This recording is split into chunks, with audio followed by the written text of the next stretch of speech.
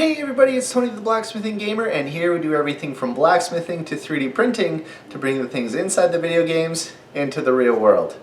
This week, we are coming back to a much requested project from Genshin Impact, the Prototype Aminus.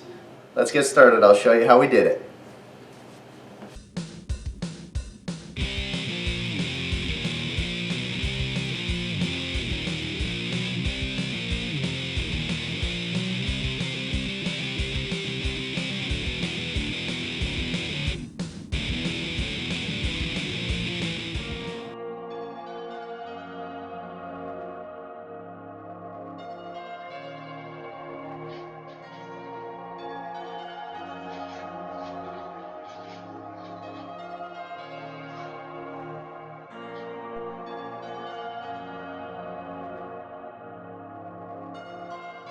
As always, the link for the parts are in the description below for free. And if you want to help support me, hit that subscribe button, like, and I also have a Patreon if you want to give me a little bit extra if you have. Thanks again.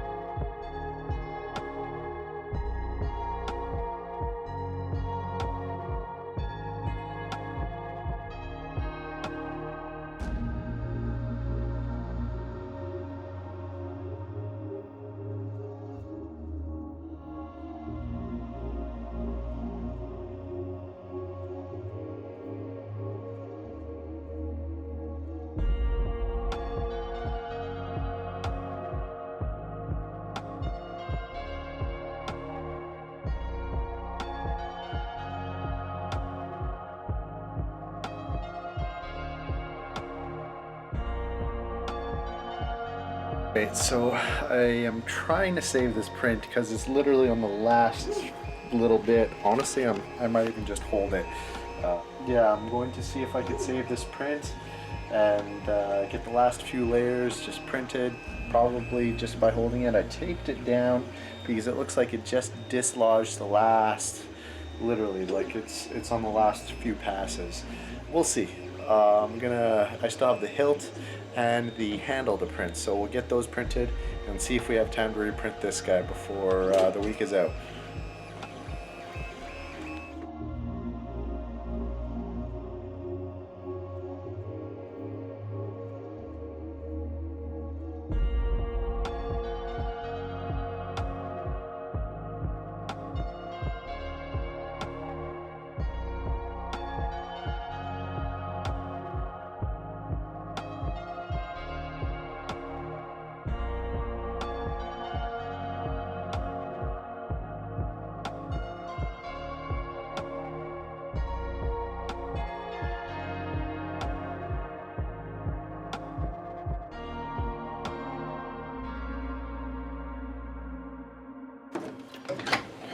Sounds like it just finished.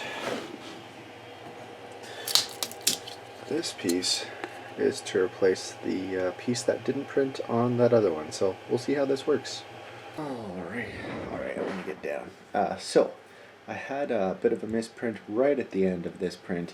Opposed to reprinting the whole thing again, I printed the very tip, and I think I'm just going to epoxy it on here, like so. And well, we'll see how it fits on the other piece, but might need to do a little bit of finagling. Actually, I think it goes this way. Yeah, that looks better. So first you got to orientate it right. Hopefully you don't have a misprint like I did. Mostly I had a misprint because when it was printing it was wobbling back and forth like this, and when it wobbled like one way, the nozzle caught it and basically ripped it off the bed. So, solution for future reference is to print it the other way, so when it's printing, it's not going to wobble, at least this way. The bed moves back and forth, so opposed to orientating it like this with the thin side that has potential to wobble, is better probably to orientate it this way. It just doesn't look as good for the camera for the time lapse. I'm hoping to get Octoprint up soon. That requires time, which, well, I don't have a lot of right now, but hashtag goals, get Octoprint going, so I could get better time lapses for you guys. But that's another story. Let's get this guy together and start assembling the sword.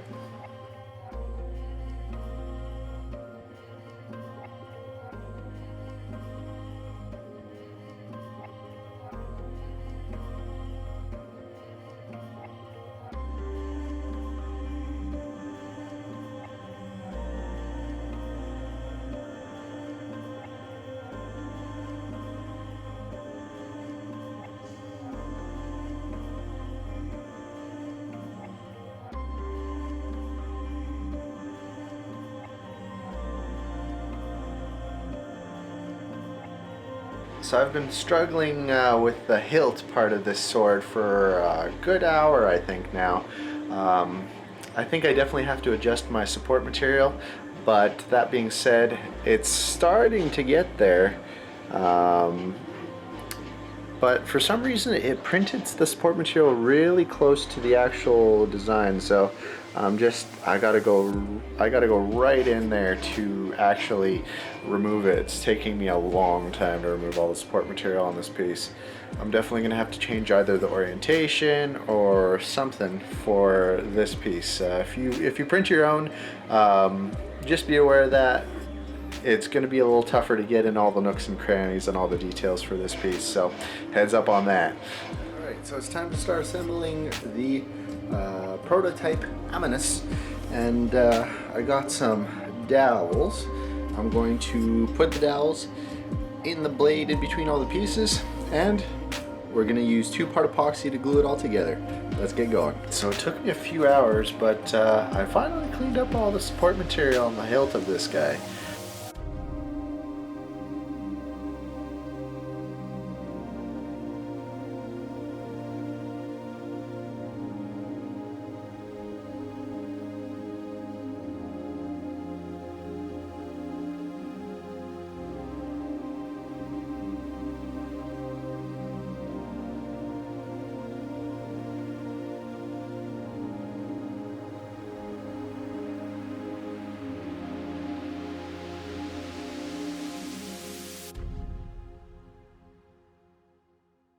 Alright, so we have the Prototype Animus, and as you know, it's very similar to the Blackcliff Slasher. You could paint it either or. The design is super similar. One's red, one's gold. There's a few intricacies there on the blade, but what we're going to do, we're going to give it a little bit of filler finishing, and of course, if you have lots of time, spend as much time as you want on the sanding, on the paint as you can. You know, for me, I'm trying to get this out for you guys so that you can make the best you can do, but we'll get the putty on this guy, fill in some of the cracks, and then give it a base coat of black, and then start painting on the color. So let's get to the putty.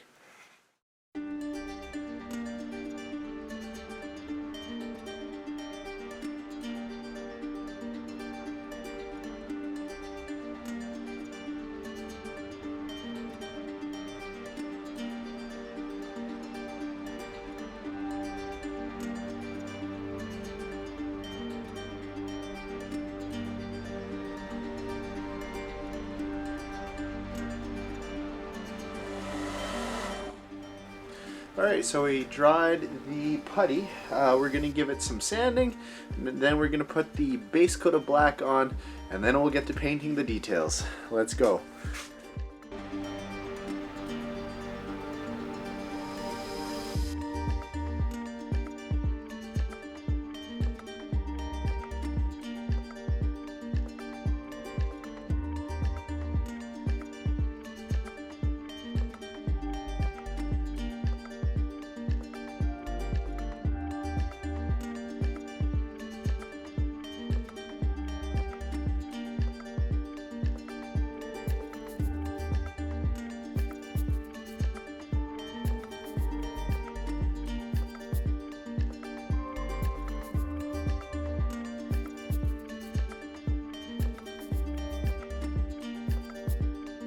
We got the Prototype Aminus ready to go.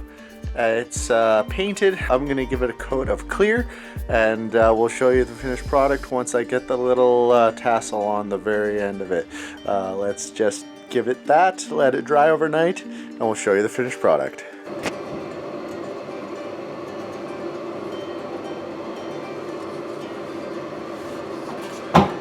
Nothing too crazy, just put a couple knots in it. I put only one strand of the 3-strand rope through, just because I don't think the whole thing would fit through the hole. Of course, depends on the rope you have, but I think I'll snip it here, fray it, and how long should it be? I'll have to look how long it's going to be and cut it there. So I just realized I forgot the little hookah shell or puka shell. What are they called? Puka? The little shells on the end of the little tassel on the end of the sword. So I just printed these guys. I basically left a little ridge on the middle. Gonna take some epoxy and I'm going to glue it like that around the rope and then fray the end. Let's do that. I'll show you the finished product.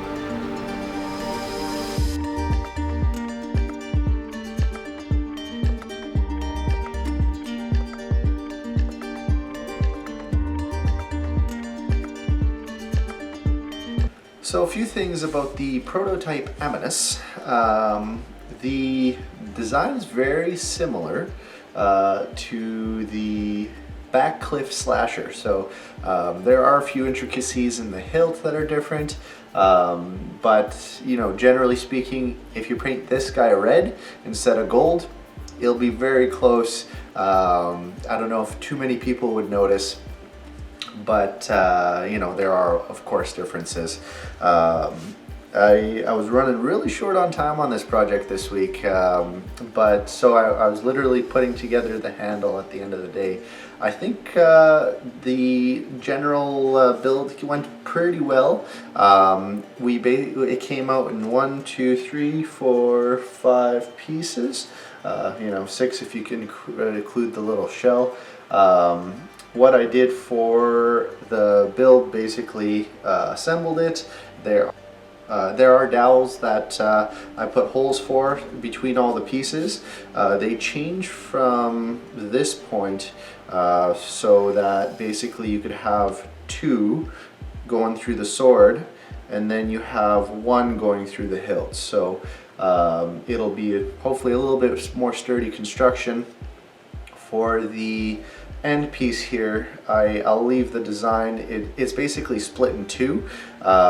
There is basically a hole through the handle pommel here, and I just tied on a rope. I frayed the end, tied a few knots, and glued the shell on with some 2-part epoxy. And yeah, so base coat is flat black. The edge and the details are all in gold. Then I gave it a coat of clear just to give it a little bit of shine. The hilt, I had a lot of trouble getting all that support material off.